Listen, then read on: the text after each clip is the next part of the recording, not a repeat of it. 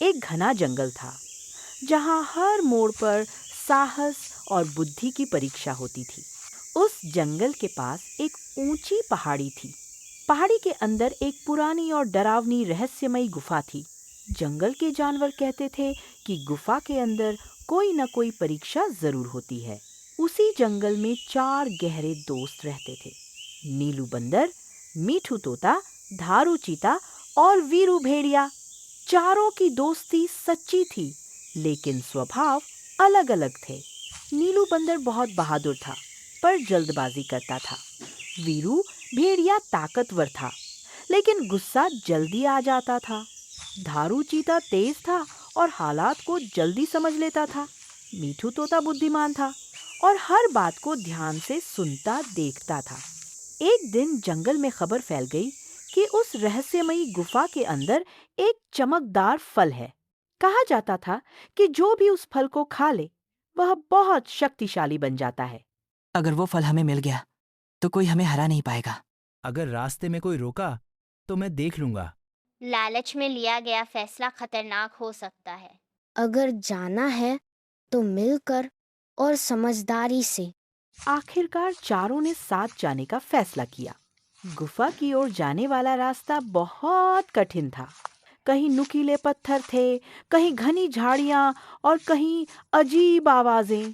अचानक जमीन जोर से कांपने लगी। पेड़ों की डालियां हिलने लगीं। तभी सामने से एक बहुत बड़ा हाथी आ गया। उसकी आंखों में गुस्सा था और वह रास्ता रोककर खड़ा हो गया।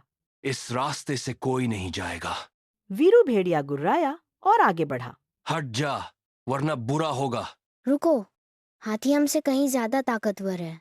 मीठू तोता उड़कर ऊपर गया और बोला, हाथी दादा, हम लड़ाई नहीं चाहते, हम सिर्फ रास्ता पार करना चाहते हैं। जो बिना बुद्धि के आगे बढ़ता है, उसे मैं रोकता हूँ। हमें हमारी गलती माफ कर दीजिए। हाथी ने उनकी विनम्रता देखी और रास्ता छोड़ दिया। चारों समझ गए कि घमंड नहीं, नम्रता रास्ता खोलती है। गुफा के अंदर घना अंधेरा था।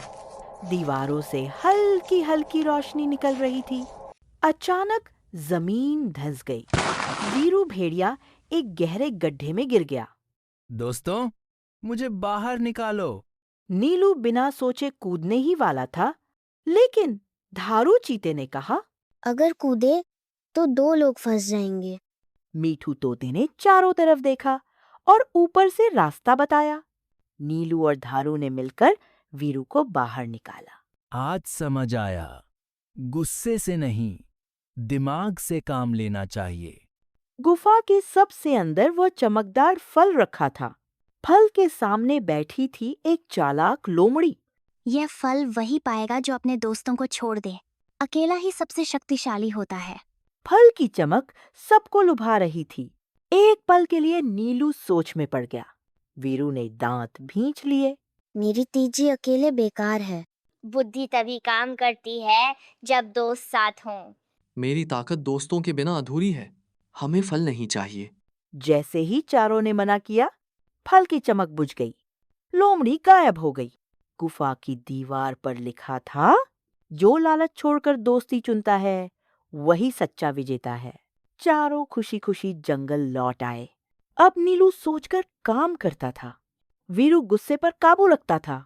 धारू अपनी तेजी सही समय पर इस्तेमाल करता था। मीठू सभी को सही राह दिखाता था। चारों जंगल में बुद्धि, साहस और दोस्ती की मिसाल बन गए।